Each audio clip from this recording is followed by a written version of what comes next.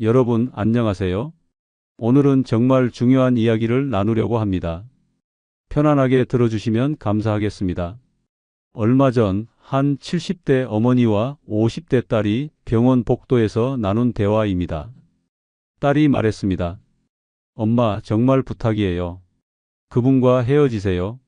우리 가족이 어떻게 되는지 보이지 않으세요? 어머니는 고개를 돌렸습니다. 너희는 몰라. 나도 사람인데 외롭단 말이야. 딸은 눈물을 흘리며 소리쳤습니다. 외로움 때문에 평생 쌓아온 것 다 버리시려고요? 아버지가 하늘에서 보고 계세요. 이 대화는 꾸며낸 이야기가 아닙니다. 우리 주변에서 실제로 일어나고 있는 일입니다. 노년의 사랑 참 아름답게 들리죠? 하지만 그 이면에는 우리가 상상하지 못한 6가지 불행이 숨어 있습니다. 오늘 이 시간 그 불행들을 하나하나 여러분께 말씀드리겠습니다. 혹시 지금 새로운 인연을 만나셨거나 주변에 그런 분이 계신가요? 그렇다면 오늘 이야기를 끝까지 들어주셔야 합니다. 이 이야기는 누군가의 인생을 바꿀 수 있습니다. 평생 쌓아온 것들이 한순간에 무너지는 것을 막을 수 있습니다. 자, 그럼 첫 번째 불행부터 시작하겠습니다. 마음 단단히 잡으시고 들어주세요. 노년에 새로운 사랑을 시작하면 맞닥뜨리게 되는 첫 번째 불행은 바로 자식과의 단절입니다. 이게 얼마나 무서운 일인지 아십니까? 서울 어느 동네에 72세 되신 분이 계셨습니다. 이름을 가명으로 오 씨라고 부르겠습니다. 오 씨는 평생 성실하게 사셨습니다. 공무원으로 30년을 근무하고 정년퇴직하셨죠. 아내와는 50년을 함께 살았습니다. 그런데 7년 전 아내가 세상을 떠났습니다. 처음 1년은 그럭저럭 견뎠습니다. 자식들이 자주 찾아왔거든요. 하지만 시간이 지나면서 자식들도 각자 바쁜 삶을 살게 됐습니다. 일주일에 한 번 오던 것이 한 달에 한 번이 됐고 나중에는 명절에나 얼굴을 보게 됐습니다. 오 씨의 집은 점점 조용해졌습니다. 아침에 일어나 혼자 밥을 먹고 점심도 혼자, 저녁도 혼자였습니다. TV를 켜놔도 소리만 들릴 뿐 귀에 들어오지 않았습니다. 밤이 되면 적막함이 더 심했습니다. 침대에 누워도 잠이 오지 않았습니다. 옆자리가 텅 비어 있다는 게 이렇게 고통스러운 줄 몰랐습니다. 그러던 어느 날 동네 노인정에서 한 여성을 만났습니다.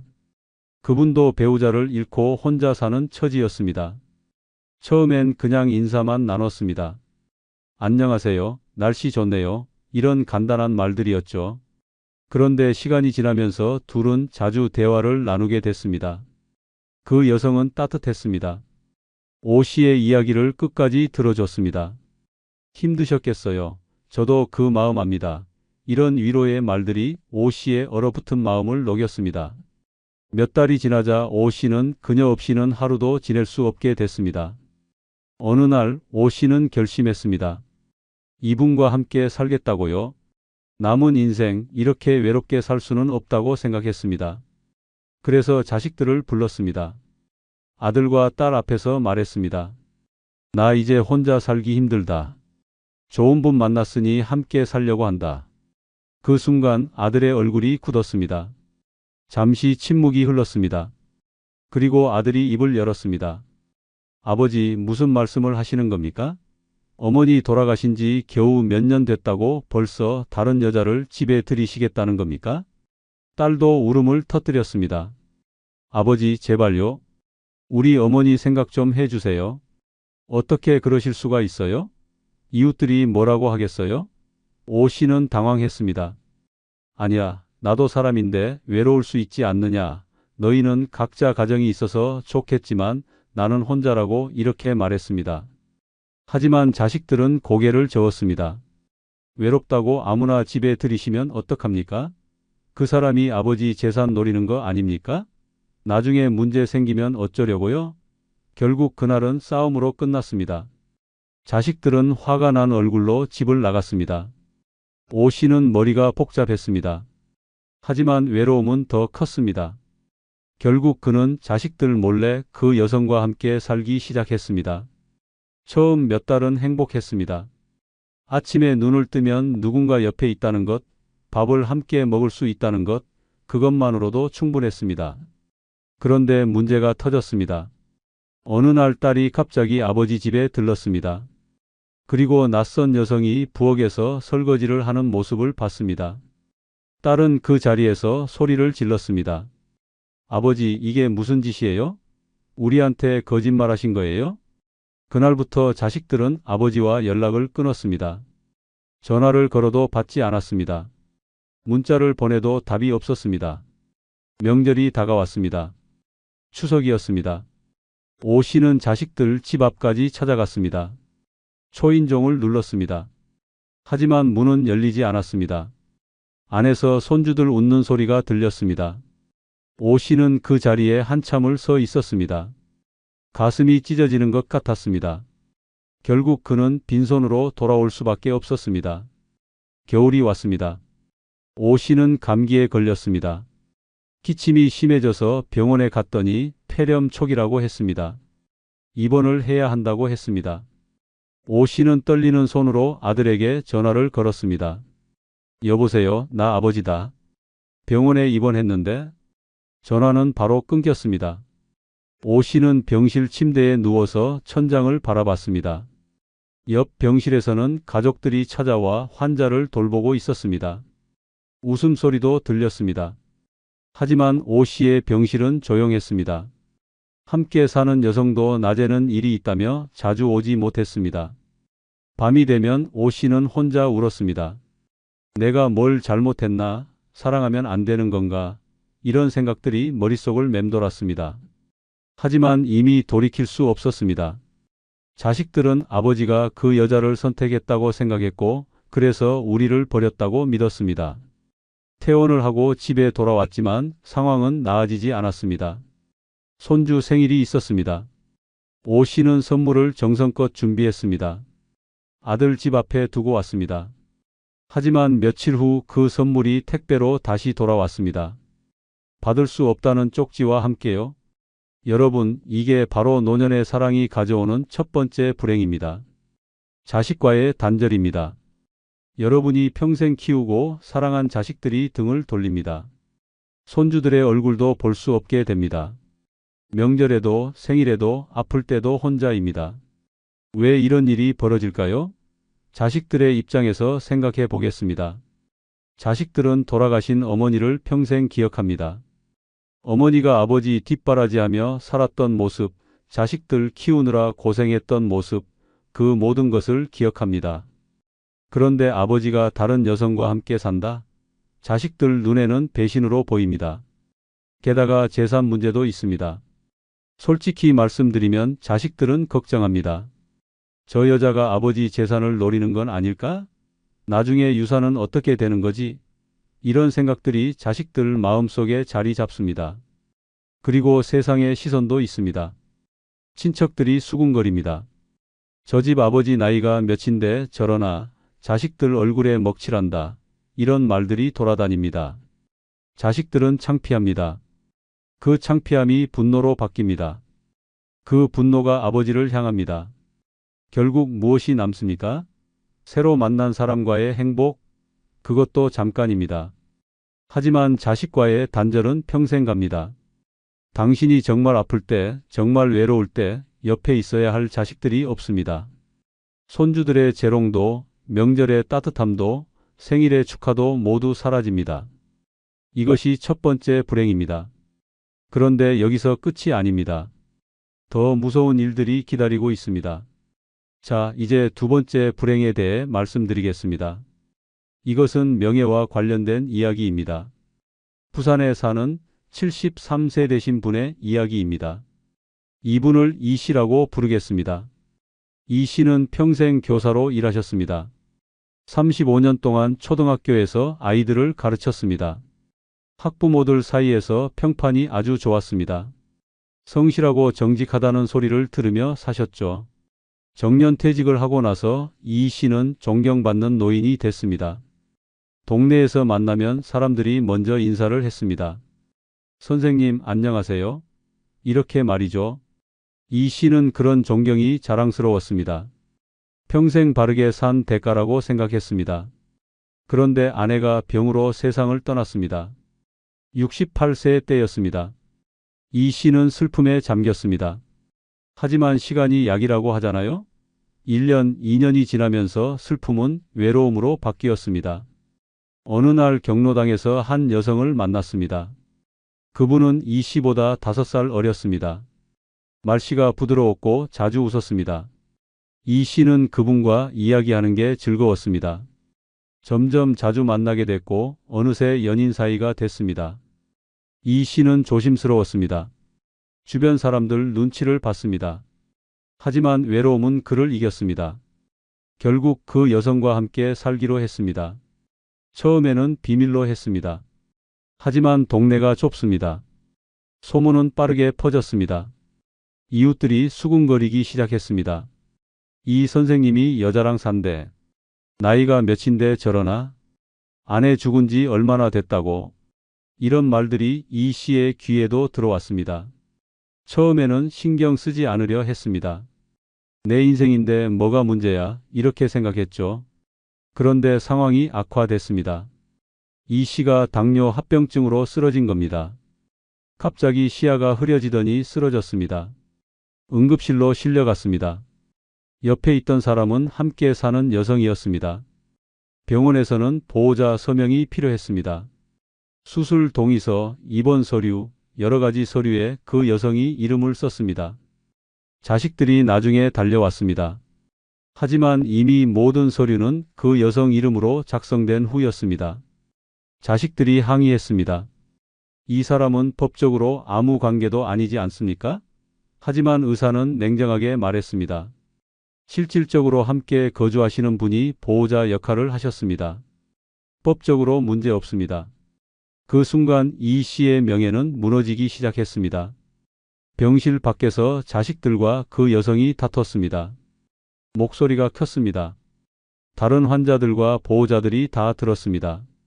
뭐야, 저 할아버지 자식들 제쳐두고 다른 여자랑 사나봐. 이런 수군거림이 들렸습니다. 소문은 빠르게 퍼졌습니다. 동네로 돌아갔을 때 이 씨를 보는 시선이 완전히 달라져 있었습니다. 전에는 존경의 눈빛이었습니다. 하지만 이제는 비웃음이었습니다. 어떤 사람은 대놓고 말했습니다. 평생 바르게 산다더니 결국 여자한테 넘어갔네. 이 씨는 집 밖으로 나가기가 두려워졌습니다. 경로당도 가지 못했습니다. 옛날 제자들이 찾아와도 만나기가 부끄러웠습니다. 선생님, 요즘 건강은 어떠세요? 이렇게 물으면 이 씨는 제대로 대답하지 못했습니다. 제자들 눈빛에서도 실망이 보였기 때문입니다. 평생 쌓아온 명예가 이렇게 쉽게 무너질 수 있습니까? 35년 동안 성실하게 일했습니다. 수많은 아이들을 가르쳤습니다. 학부모들에게 존경받았습니다. 동네에서 어른 대접을 받았습니다. 하지만 단 하나의 선택으로 모든 것이 사라졌습니다. 이것이 두 번째 불행입니다. 명예의 실추입니다. 여러분, 명예라는 것은 하루아침에 쌓이는 게 아닙니다. 평생을 바쳐야 합니다. 매일매일 성실하게 살아야 합니다. 정직해야 하고 근면해야 합니다. 그렇게 50년, 60년을 살아야 겨우 명예라는 게 생깁니다. 그런데 그 명예가 순식간에 무너집니다. 노년의 이성을 만나는 순간 세상의 시선이 달라집니다. 사람들은 말합니다. 늙어서 철이 없다. 자식들 생각은 안 하나? 재산 때문인가 봐. 이런 말들이 나옵니다. 더 끔찍한 건 그 말들이 완전히 거짓이 아니라는 겁니다. 실제로 노년의 연애에는 재산 문제가 따라옵니다. 실제로 자식들과 갈등이 생깁니다. 그러니까 사람들의 비웃음에는 어느 정도 근거가 있습니다. 그게 더 치욕스럽습니다. 명예를 잃으면 무엇이 남습니까? 친구들이 멀어집니다. 친척들이 뒤에서 수군거립니다. 손주들까지도 할아버지를 부끄러워합니다. 학교에서 친구들이 말합니다. 너희 할아버지 여자 때문에 난리라며? 손주는 얼굴을 들 수가 없습니다. 이 씨는 지금도 후회합니다. 병상에 누워서 천장을 보며 생각합니다. 내가 왜 그랬을까? 외로움을 참을걸? 자식들이랑만 살걸? 하지만 이미 늦었습니다. 한번 무너진 명예는 다시 세울 수 없습니다. 여러분, 명예는 두 번째 생명과도 같습니다. 몸이 죽어도 명예는 남습니다. 사람들이 기억합니다. 그분은 훌륭하셨어. 존경스러운 분이셨어. 이렇게 말입니다. 하지만 명예를 잃으면 몸은 살아도 이미 죽은 것과 같습니다. 자, 이제 세 번째 불행으로 넘어가겠습니다. 이것은 돈과 관련된 이야기입니다. 경남 창원에 사는 72세 되신 분의 이야기를 들려드리겠습니다. 이분을 김 씨라고 부르겠습니다. 김 씨는 평생 조선소에서 일했습니다. 힘든 일이었지만 성실하게 했습니다. 40년을 일하고 퇴직했습니다. 퇴직금으로 작은 집을 샀고 매달 연금이 나왔습니다. 한 달에 200만 원 정도였습니다. 크지 않은 금액이지만 혼자 살기에는 충분했습니다. 김 씨는 안심했습니다. 이 정도면 노후 걱정은 없겠다고 생각했죠. 아내는 5년 전에 세상을 떠났습니다. 처음에는 슬펐습니다. 하지만 시간이 지나면서 외로움이 더 컸습니다. 혼자 밥 먹고 혼자 자고 혼자 TV 보는 게 너무 힘들었습니다. 어느 날 이웃의 소개로 한 여성을 만났습니다. 그분도 혼자 사는 처지였습니다. 남편이 일찍 돌아가셨다고 했습니다. 김 씨와 나이가 비슷했습니다. 둘은 자주 만나게 됐고 결국 재혼을 결심했습니다. 자식들은 반대했습니다. 하지만 김 씨는 고집을 부렸습니다.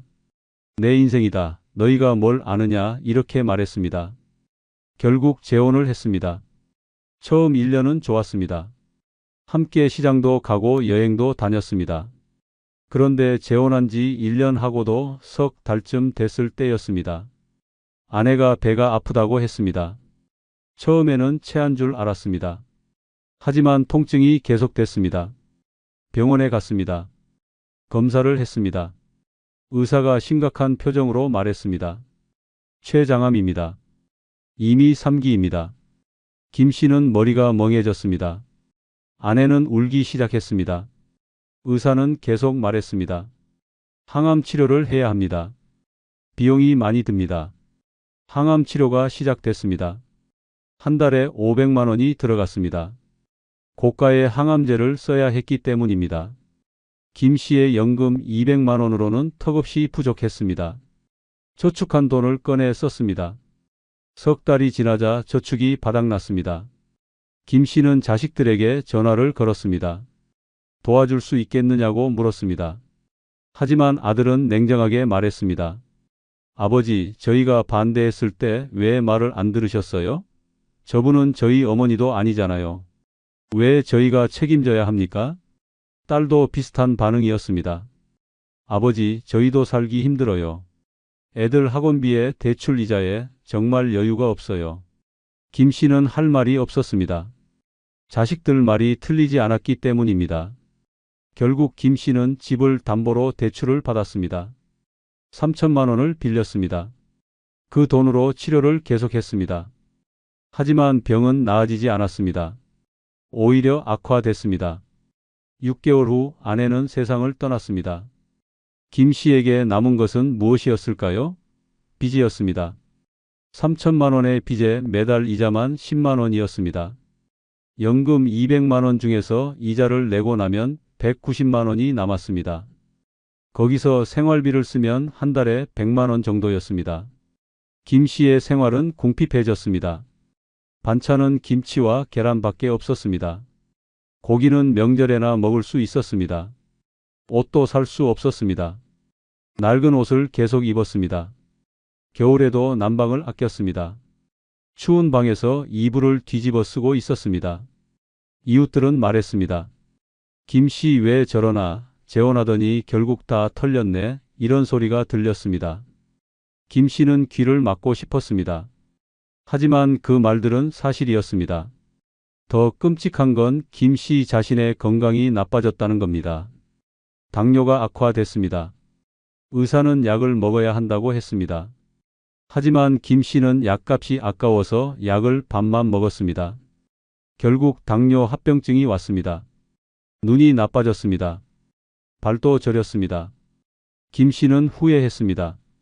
내가 왜 재혼을 했을까? 그냥 혼자 살 걸. 연금으로 편하게 살 수 있었는데. 하지만 이미 늦었습니다. 빚은 갚아야 하고 건강은 망가졌습니다. 여러분, 이것이 세 번째 불행입니다. 경제적 파탄입니다. 노년의 재혼은 상대방의 병원비를 함께 짊어지는 일입니다. 젊을 때는 함께 일해서 돈을 벌 수 있습니다. 하지만 늙어서는 벌 수가 없습니다. 오직 연금에 의존해야 합니다. 문제는 병이 가차없이 온다는 겁니다. 암, 뇌졸중, 심장병 이런 병들은 수천만 원씩 듭니다. 연금으로는 감당이 안 됩니다. 결국 저축을 털고 빚을 지게 됩니다. 그리고 상대가 죽으면 빚만 남습니다. 연금은 무엇입니까? 그것은 마지막 안전장치입니다. 늙어서 일을 못하니까 나라에서 주는 돈입니다. 그 돈으로 최소한의 생활을 유지하라는 겁니다. 밥 먹고 옷 입고 약 사 먹으라는 거죠. 그런데 그 연금이 다른 사람의 병원비로 사라진다? 그럼 나는 어떻게 살라는 겁니까? 내 병원비는? 내 약값은? 결국 자기 자신을 돌보지 못하게 됩니다. 김 씨처럼 되고 싶습니까? 72세에 빚을 지고 춥고 배고픈 생활을 하고 싶습니까? 그렇지 않다면 신중해야 합니다. 노년의 사랑은 경제적 파탄으로 이어질 수 있습니다. 자, 이제 네 번째 불행으로 넘어가겠습니다. 이것은 유산 분쟁에 관한 이야기입니다. 경기도 수원에 사는 75세 되신 분의 이야기입니다. 이분을 장 씨라고 부르겠습니다. 장 씨는 평생 공무원으로 일했습니다. 성실하게 일해서 작은 아파트 하나와 예금 몇 천만 원을 모았습니다. 자식들에게 물려줄 유산이 있다는 게 자랑스러웠습니다. 아내와 사별한 후 5년을 혼자 살았습니다. 그러다 72세 때 한 여성을 만나 재혼했습니다. 자식들은 반대했지만 장 씨는 밀어붙였습니다. 내 나이에 혼자 사는 게 얼마나 외로운지 너희는 모른다고 말했습니다. 재혼하고 3년이 지났습니다. 장 씨가 갑자기 쓰러졌습니다. 심장 질환이었습니다. 응급수술을 받았고 다행히 살았습니다. 하지만 건강이 많이 나빠졌습니다. 누워서 지내는 시간이 많아졌습니다. 문제는 그때부터 시작됐습니다. 병원에서 자식들과 새 아내가 마주쳤습니다. 아들이 말했습니다. 아버지 간병은 제가 하겠습니다. 그러자 새 아내가 반박했습니다. 아니에요, 제가 할 거예요. 저는 법적인 배우자예요. 긴장감이 흘렀습니다. 딸이 끼어들었습니다. 아버지 재산 관리는 어떻게 할 건가요? 우리가 해야 하는 거 아닌가요? 새 아내의 얼굴이 굳었습니다. 무슨 소리예요? 제가 배우자인데 당연히 제가 관리해야죠. 병실 밖으로 나가서 싸움이 벌어졌습니다. 목소리가 컸습니다. 옆 병실 사람들까지 다 들었습니다. 아들은 소리쳤습니다. 당신은 3년밖에 안 같이 살았잖아요. 우리는 평생을 함께한 자식이에요. 새 아내도 지지 않았습니다. 법적으로 저는 배우자예요. 상속권이 있어요. 당신들이 뭔데 간섭해요. 결국 경비가 와서 말렸습니다. 하지만 그 다툼은 병원 전체에 소문이 났습니다. 장 씨는 병실 침대에 누워서 그 광경을 지켜봤습니다. 가슴이 찢어지는 것 같았습니다. 내가 평생 사랑한 자식들이, 내가 새로 맞이한 아내가 서로 싸우고 있었습니다. 그것도 내 재산을 두고 말입니다. 퇴원하고 집에 돌아왔지만 상황은 나아지지 않았습니다. 자식들은 자주 찾아왔습니다. 하지만 아버지를 보러 온 게 아니었습니다. 새 아내를 감시하러 온 겁니다. 혹시 재산을 빼돌리지 않나 확인하러 온 거죠. 새 아내도 불편했습니다. 자기 집인데 자식들 눈치를 봐야 했습니다. 스트레스가 쌓였습니다. 결국 새 아내와 자식들 사이에 전쟁이 벌어졌습니다. 아들이 변호사를 찾아갔습니다. 유산 상속에 대해 상담을 받았습니다. 변호사는 말했습니다. 법적 배우자에게 상속권이 있습니다. 하지만 자녀들도 권리가 있습니다. 나중에 분쟁이 생길 수 있습니다. 아들은 미리 대비하기로 했습니다. 아버지가 돌아가시기 전에 증여를 받으려고 했습니다. 하지만 새 아내가 막았습니다. 안 돼요. 그건 저희 생활비예요. 결국 이 문제로 법정까지 가게 됐습니다. 법정에서 자식들과 새 아내가 마주 앉았습니다. 판사 앞에서 서로 주장을 했습니다. 자식들은 말했습니다. 저 여자는 3년밖에 안 같이 살았습니다. 우리는 평생을 아버지와 함께 했습니다. 당연히 우리가 더 많이 받아야 합니다. 새 아내는 반박했습니다. 저는 법적 배우자입니다. 3년 동안 간병하고 돌봤습니다. 제 권리를 인정받아야 합니다. 재판은 길어졌습니다. 증거를 제출하고 증인을 세우고 복잡한 과정이 이어졌습니다. 이 과정에서 장 씨의 건강은 더 나빠졌습니다. 스트레스 때문이었습니다. 자식들과 아내가 싸우는 모습을 보며 심장이 더 약해졌습니다. 결국 다시 쓰러져서 병원에 입원했습니다. 병실에서 장 씨는 혼잣말을 했습니다. 내가 뭘 잘못했나? 그냥 혼자 살걸? 왜 재혼을 했을까? 하지만 이미 돌이킬 수 없었습니다. 법정 다툼은 계속됐고 가족의 관계는 완전히 무너졌습니다. 여러분, 이것이 네 번째 불행입니다. 유산 분쟁입니다. 노년에 재혼하면 거의 필연적으로 이 문제가 생깁니다. 왜냐하면 돈이 걸려 있기 때문입니다. 자식들 입장에서 생각해 보세요. 평생 부모를 모시고 살았습니다. 부모가 아플 때 간병했고 돈이 필요할 때 도왔습니다. 당연히 유산을 받을 거라고 생각합니다. 그런데 갑자기 나타난 사람이 법적 배우자라는 이유로 권리를 주장합니다. 자식들은 억울합니다. 몇 년 같이 산 게 뭐가 대단하다고 유산을 나눠 가지려 하느냐고 생각합니다. 반대로 새 배우자 입장도 있습니다. 자기도 나름대로 간병하고 돌봤습니다. 외로운 노년을 함께 보냈습니다. 그런데 자식들이 자기를 남으로 취급합니다. 화가 납니다. 당연히 권리를 주장하게 됩니다. 결국 법정으로 갑니다.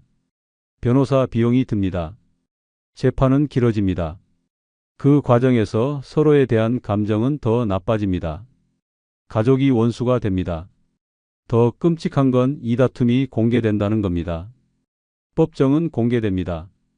누구나 방청할 수 있습니다. 기자들도 취재합니다. 만약 재산이 많거나 유명한 사람이면 신문에 납니다. 노인의 재혼, 유산 다툼으로 법정 분쟁, 이런 제목이 붙습니다. 그럼 평생 쌓아온 명예가 땅에 떨어집니다. 친척들이 수군거립니다. 이웃들이 비웃습니다. 결국 노년의 재혼은 유산 분쟁이라는 지옥으로 이어질 수 있습니다. 여기까지가 네 번째 불행입니다. 조금 쉬어가겠습니다. 숨을 한번 크게 쉬세요. 아직 두 가지 불행이 더 남았습니다. 계속 들어주세요. 자, 이제 다섯 번째 불행에 대해 말씀드리겠습니다. 이것은 가장 슬픈 이야기일 수 있습니다. 경기도 안산에 사는 74세 되신 분의 이야기입니다. 이분을 박 씨라고 부르겠습니다. 박 씨는 교직에 30년 있다가 정년퇴직했습니다. 학생들에게 존경받는 선생님이었습니다. 아내와 사별한 후 6년을 혼자 살았습니다. 외로움이 너무 컸습니다. 그러던 중 친구의 소개로 한 여성을 만났습니다. 그분은 따뜻했고 다정했습니다. 박 씨는 그분과 함께 있으면 마음이 편했습니다. 사귀기 시작한 지 1년쯤 됐을 때 박 씨는 그분과 결혼하고 싶었습니다. 자식들에게 말했지만 반대가 심했습니다. 하지만 박 씨는 외로움을 이길 수 없었습니다. 결국 재혼했습니다. 처음 2년은 행복했습니다. 함께 여행도 다니고 시장도 갔습니다. 손을 잡고 공원을 산책했습니다. 박 씨는 젊어진 기분이었습니다. 이렇게 좋은데 왜 자식들이 반대했을까 싶었습니다. 그런데 재혼한 지 2년 하고도 4개월쯤 됐을 때였습니다. 박 씨가 갑자기 쓰러졌습니다. 뇌졸중이었습니다. 응급실로 실려갔습니다. 다행히 목숨은 건졌습니다. 하지만 왼쪽 몸이 마비됐습니다. 재활 치료를 받아야 했습니다. 병원에서 석 달을 있었습니다. 그 기간 동안 아내가 간병을 했습니다. 처음 한 달은 열심히 했습니다. 밥도 먹여주고 씻겨주고 했습니다. 하지만 시간이 지나면서 아내의 태도가 달라졌습니다. 짜증을 내기 시작했습니다. 왜 이렇게 자주 화장실에 가요? 제가 간호사예요? 이런 말을 했습니다. 박 씨는 미안했습니다. 하지만 어쩔 수 없었습니다. 몸이 마음대로 안 됐기 때문입니다. 혼자서는 화장실도 갈 수 없었습니다. 밥도 혼자 먹을 수 없었습니다. 퇴원하고 집에 돌아왔습니다. 집에서도 누군가 돌봐줘야 했습니다. 아내는 점점 더 짜증을 냈습니다. 나는 이런 삶 못 살겠어요. 나도 내 인생이 있어요. 이렇게 말했습니다. 어느 날 박 씨가 약을 먹어야 하는 시간이었습니다. 하지만 아내는 외출했습니다. 박 씨는 혼자서 약을 찾았습니다. 하지만 손이 떨려서 약통을 열 수 없었습니다. 결국 약을 먹지 못했습니다. 저녁이 됐습니다. 아내는 돌아오지 않았습니다. 밤이 됐습니다. 여전히 오지 않았습니다. 박 씨는 배가 고팠습니다. 냉장고까지 가려고 했지만 힘이 없었습니다. 결국 침대에 누운 채로 밤을 보냈습니다. 다음 날 아침 아내가 돌아왔습니다. 박 씨가 물었습니다. 어디 갔었어요? 아내는 대답했습니다. 친구 만나고 왔어요. 제가 왜 여기만 있어야 해요? 그날부터 아내는 자주 외출했습니다. 박 씨는 혼자 있는 시간이 많아졌습니다. 밥도 제대로 못 먹었습니다. 약도 제때 못 먹었습니다. 건강이 더 나빠졌습니다. 어느 날 아내가 말했습니다. 우리 요양원 알아봐요. 제가 계속 이렇게 할 수는 없어요. 박 씨는 충격을 받았습니다. 요양원에 보내겠다는 거였습니다. 박 씨는 자식들에게 전화를 걸었습니다. 하지만 자식들은 차갑게 말했습니다. 아버지가 그 사람 선택하신 거잖아요. 저희는 어쩔 수 없어요. 전화를 끊었습니다. 박 씨는 절망했습니다. 자식들도 등을 돌렸고 아내도 떠나려고 했습니다. 혼자서는 아무것도 할 수 없는 몸이 되었습니다. 이게 사랑의 결말인가 싶었습니다. 결국 아내는 진짜로 떠났습니다. 어느 날 짐을 싸서 나갔습니다. 말 한마디 없이요. 박 씨는 혼자 남겨졌습니다. 마비된 몸으로 아무도 없는 집에 혼자 있게 됐습니다. 이웃이 이상하게 여겨 경찰에 신고했습니다. 경찰이 와서 박 씨를 발견했습니다. 며칠 동안 밥도 못 먹고 약도 못 먹어서 탈진 상태였습니다. 응급실로 실려갔습니다. 박 씨는 병원 침대에 누워 생각했습니다. 내가 왜 재혼을 했을까? 외로움 때문에 이런 지옥을 선택한 건가? 사랑이라고 믿었는데 결국 배신뿐이었구나. 여러분, 이것이 5번째 불행입니다. 병들었을 때의 배신입니다. 노년의 사랑에서 가장 무서운 순간이 바로 이때입니다. 젊을 때는 아파도 서로 돌볼 수 있습니다. 힘이 있기 때문입니다. 하지만 늙어서 병들면 간병하는 사람도 늙은 사람입니다. 체력이 없습니다. 인내심도 금방 바닥납니다. 더 큰 문제는 사랑의 진심입니다. 정말 사랑해서 함께한 건가요? 아니면 외로움 때문이었나요? 병이 들면 그 진심이 드러납니다. 진짜 사랑이 아니었다면 떠납니다. 무거운 짐을 질 이유가 없기 때문입니다. 박 씨처럼 되고 싶습니까? 병들어 누웠는데 아무도 돌봐주지 않는 상황을 상상해 보세요. 배가 고파도 밥을 먹을 수 없습니다. 화장실에 가고 싶어도 갈 수 없습니다. 약을 먹어야 하는데 약통을 열 수 없습니다. 그런 상황에서 함께 살던 사람이 짐을 싸서 나갑니다. 나는 이런 인생 못 살아. 이 말 한마디만 남기고요. 그럼 어떻게 됩니까? 죽음을 기다리는 것밖에 할 게 없습니다. 이것이 노년 사랑의 현실입니다. 달콤한 시작과 잔혹한 끝입니다. 꽃처럼 시작했지만 가시만 남습니다. 그 가시가 가슴을 찌릅니다. 평생 아물지 않는 상처를 남깁니다. 자, 이제 마지막 6번째 불행으로 넘어가겠습니다. 이것은 생활 루틴에 관한 이야기입니다. 인천에 사는 71세 되신 분의 이야기입니다. 이분을 윤 씨라고 부르겠습니다. 윤 씨는 은퇴 후 규칙적인 생활을 했습니다. 매일 새벽 5시에 일어났습니다. 공원으로 나가서 1시간 걸었습니다. 집에 돌아와서 아침 식사를 했습니다. 현미밥과 나물 반찬이었습니다. 아침 8시에는 약을 먹었습니다. 혈압약과 당뇨약이었습니다. 오전에는 신문을 읽고 TV 뉴스를 봤습니다. 점심은 12시 정각에 먹었습니다. 오후에는 낮잠을 잤습니다. 1시간 정도요. 오후 3시에는 노인대학에 갔습니다. 거기서 서예를 배웠습니다. 저녁 6시에 집에 돌아와서 저녁을 먹었습니다. 저녁 8시에 또 약을 먹었습니다. 밤 10시에는 잠자리에 들었습니다. 이렇게 규칙적인 생활을 5년째 하고 있었습니다. 덕분에 건강했습니다. 병원에 갈 일이 거의 없었습니다. 그런데 노인대학에서 한 여성을 만났습니다. 나이는 윤 씨보다 3살 어렸습니다. 밝고 활발한 성격이었습니다. 윤 씨와 자주 대화를 나눴습니다. 어느 날 그 여성이 제안했습니다. 우리 저녁에 같이 식사해요. 윤 씨는 처음에 망설였습니다. 저녁 6시는 집에서 밥 먹는 시간이었거든요. 하지만 외로움이 컸습니다. 결국 승낙했습니다. 저녁 7시에 식당에서 만났습니다. 밥을 먹고 차를 마셨습니다. 대화가 즐거웠습니다. 시간이 훌쩍 지나갔습니다. 집에 돌아오니 밤 10시가 넘었습니다. 약 먹는 시간을 놓쳤습니다. 그날 밤 윤 씨는 잠을 잘 못 잤습니다. 늦게 자려니 잠이 오지 않았습니다. 다음 날 새벽 5시에 일어나지 못했습니다. 7시에 겨우 일어났습니다. 공원 산책도 못 갔습니다. 이런 일이 반복됐습니다. 그 여성과 자주 만나면서 윤 씨의 생활 리듬이 무너지기 시작했습니다.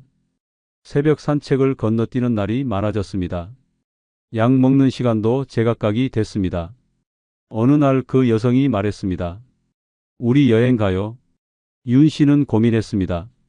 여행을 가면 이틀 정도 집을 비워야 했습니다. 규칙적인 생활이 완전히 깨질 거였습니다. 하지만 거절하기 어려웠습니다. 결국 여행을 갔습니다. 여행지에서 윤 씨는 힘들었습니다. 밤늦게까지 돌아다녔습니다. 술도 조금 마셨습니다. 평소에는 술을 안 마셨는데요. 잠도 늦게 잤습니다. 아침에 늦게 일어났습니다. 집에 돌아왔을 때 윤 씨는 피곤했습니다. 며칠 동안 몸이 무거웠습니다. 혈압을 재봤더니 평소보다 높았습니다. 당뇨 수치도 올라갔습니다. 걱정이 됐습니다. 하지만 그 여성과의 만남은 계속됐습니다. 윤 씨는 거절하지 못했습니다. 외로움이 너무 컸기 때문입니다. 그 여성과 함께 있으면 외롭지 않았습니다. 그래서 계속 만났습니다. 어느 날 밤 11시가 넘어서 집에 돌아왔습니다. 카페에서 오래 이야기를 나눴기 때문입니다. 윤 씨는 피곤했습니다. 약도 안 먹고 그냥 잠자리에 들었습니다. 새벽 2시쯤이었습니다. 갑자기 가슴이 답답했습니다. 숨쉬기가 힘들었습니다. 윤 씨는 깜짝 놀라 일어났습니다. 심장이 빠르게 뛰었습니다. 식은땀이 났습니다. 응급실에 전화를 걸었습니다. 구급차가 왔습니다. 병원으로 실려갔습니다. 의사가 검사를 했습니다. 협심증이었습니다. 심장에 문제가 생긴 겁니다. 의사가 물었습니다. 최근에 생활 패턴이 바뀌었습니까? 스트레스를 많이 받았습니까? 윤 씨는 고개를 끄덕였습니다. 의사는 말했습니다. 규칙적인 생활이 중요합니다. 특히 나이가 드시면 더욱 그렇습니다. 윤 씨는 깨달았습니다. 내가 평생 지켜온 루틴을 깨뜨린 게 문제였구나. 연애 때문에 건강을 망친 거구나. 후회가 밀려왔습니다. 자식들이 병원에 왔습니다. 아들이 화를 냈습니다. 아버지, 왜 갑자기 생활을 이렇게 바꾸셨어요? 그 여자 만나고 나서부터 완전히 달라지셨잖아요. 약도 안 드시고 운동도 안 하시고. 딸도 눈물을 흘렸습니다. 아버지, 건강이 얼마나 중요한데요? 규칙적으로 사셔야죠. 이러다 큰일 나요. 윤 씨는 할 말이 없었습니다. 자식들 말이 다 맞았기 때문입니다. 병원에서 일주일을 있었습니다. 퇴원하면서 의사가 당부했습니다. 규칙적인 생활로 돌아가세요. 약은 꼭 시간 맞춰 드세요. 운동도 매일 하세요. 술은 절대 안 됩니다. 집에 돌아와서 윤 씨는 결심했습니다. 이제 다시 예전처럼 살아야겠다고요. 그 여성에게 전화를 걸었습니다. 말했습니다. 미안하지만 우리 이제 자주 못 만날 것 같아요. 건강이 안 좋아져서요. 여성은 섭섭해했습니다. 하지만 이해한다고 했습니다. 그렇게 관계는 끝났습니다. 윤 씨는 다시 혼자가 됐습니다. 외로움이 다시 찾아왔습니다. 하지만 어쩔 수 없었습니다. 건강이 더 중요했기 때문입니다. 여러분, 이것이 6번째 불행입니다. 생활 루틴의 붕괴입니다. 노년에는 규칙적인 생활이 생명줄입니다. 매일 같은 시간에 일어나고 같은 시간에 약을 먹고 같은 시간에 운동하는 것, 이게 바로 건강을 지키는 방법입니다. 그런데 연애가 시작되면 이 루틴이 무너집니다. 상대가 늦게 만나자고 하면 거절하기 어렵습니다. 함께 여행 가자고 하면 따라가게 됩니다. 술 한잔하자고 하면 마시게 됩니다. 작은 변화 같지만 노년의 몸에는 큰 충격입니다. 혈압이 오릅니다. 당뇨가 악화됩니다. 심장에 무리가 갑니다.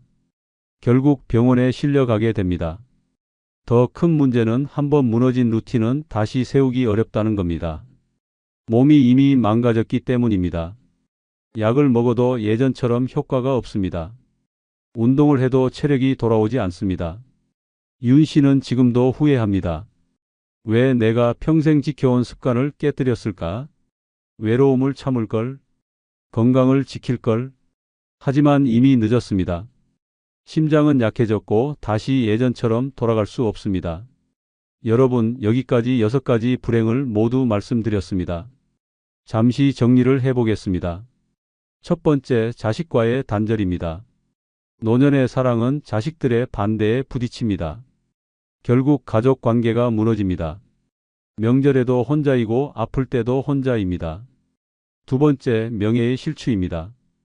평생 쌓아온 명예가 한순간에 무너집니다. 사람들이 비웃고 수군거립니다. 존경받던 이름이 조롱거리가 됩니다.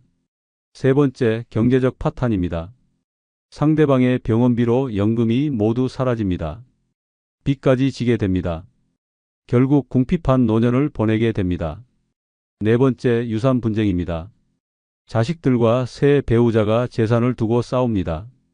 법정까지 가게 됩니다. 가족이 원수가 됩니다. 다섯 번째, 병들었을 때의 배신입니다.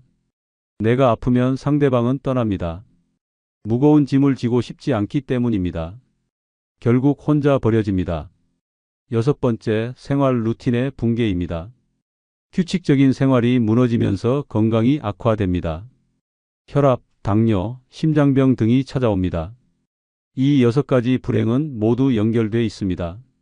하나가 시작되면 다른 것들도 따라옵니다. 마치 도미노처럼 말입니다. 처음에는 달콤한 사랑으로 시작하지만 결국 지옥으로 끝나게 됩니다. 그렇다면 어떻게 해야 할까요? 노년에는 절대 사랑하면 안 되는 걸까요? 평생 외롭게 살아야 하는 걸까요? 아닙니다. 완전히 금지할 수는 없습니다. 하지만 신중해야 합니다. 정말 신중해야 합니다. 몇 가지 조언을 드리겠습니다. 첫째, 자식들과 충분히 대화하세요. 새로운 인연을 만났다면 자식들에게 솔직하게 말하세요. 숨기지 마세요. 자식들의 의견을 들으세요. 그들의 걱정이 무엇인지 이해하려고 노력하세요. 둘째, 재산 문제를 미리 정리하세요. 유언장을 작성하세요. 누구에게 무엇을 줄지 명확히 하세요. 자식들과 새 배우자 모두가 납득할 수 있게 공정하게 나누세요. 셋째, 법적 보호장치를 마련하세요. 재혼하더라도 재산 분리를 하세요. 혼인 신고 전에 재산 계약서를 작성하세요. 나중에 문제가 생기지 않도록 미리 준비하세요. 넷째, 상대방을 철저히 알아보세요. 성급하게 결정하지 마세요. 최소한 1년 이상은 사귀어 보세요. 상대방의 경제 상태, 건강 상태, 가족 관계를 파악하세요. 혹시 재산을 노리는 건 아닌지 확인하세요. 다섯째, 자신의 건강을 최우선으로 생각하세요. 연애 때문에 생활 루틴을 깨뜨리지 마세요. 약 먹는 시간, 운동하는 시간, 잠자는 시간을 지키세요. 상대방이 이해해주지 않는다면 그 사랑은 진짜가 아닙니다. 여섯째, 현실을 직시하세요. 노년의 사랑은 젊은 시절의 사랑과 다릅니다. 병이 올 수 있고 경제적 어려움이 있을 수 있습니다. 이런 현실을 받아들이고 대비하세요. 일곱째, 외로움을 다른 방법으로 해결하세요. 반드시 이성과의 사랑만이 답은 아닙니다. 친구들과 어울리세요. 취미 생활을 하세요. 봉사활동을 하세요. 손주들과 시간을 보내세요. 외로움을 채우는 방법은 많습니다. 여러분, 저는 노년의 사랑을 완전히 반대하는 게 아닙니다. 다만 신중하시라는 겁니다. 평생 쌓아온 것들이 한순간에 무너질 수 있습니다. 자식과의 관계, 명예, 재산, 건강, 이 모든 것이 위험에 처할 수 있습니다. 사랑은 아름답습니다. 누군가와 함께하는 삶은 따뜻합니다. 하지만 그 사랑이 독이 되어서는 안 됩니다. 달콤함에 속아서 쓴맛을 보아서는 안 됩니다. 주변을 둘러보세요. 노년에 재혼해서 행복하게 사는 사람이 몇이나 됩니까? 대부분은 후회하고 있습니다. 자식들과 관계가 나빠졌거나 재산 문제로 싸우고 있거나 건강이 악화됐습니다. 물론 예외는 있습니다. 정말 좋은 인연을 만나서 행복하게 사는 분들도 계십니다. 하지만 그런 경우는 드뭅니다. 대부분은 불행으로 끝납니다. 그러니 신중하세요. 정말 신중하세요. 외로움은 잠시지만 후회는 평생입니다. 설렘은 순간이지만 불행은 영원합니다. 만약 지금 새로운 인연을 고민하고 계신다면 오늘 제가 말씀드린 6가지 불행을 다시 한번 생각해 보세요. 정말 그럴 각오가 되어 있습니까? 자식을 잃을 각오, 명예를 잃을 각오, 재산을 잃을 각오, 건강을 잃을 각오가 되어 있습니까? 만약 조금이라도 망설여진다면 멈추세요. 성급하게 결정하지 마세요. 시간을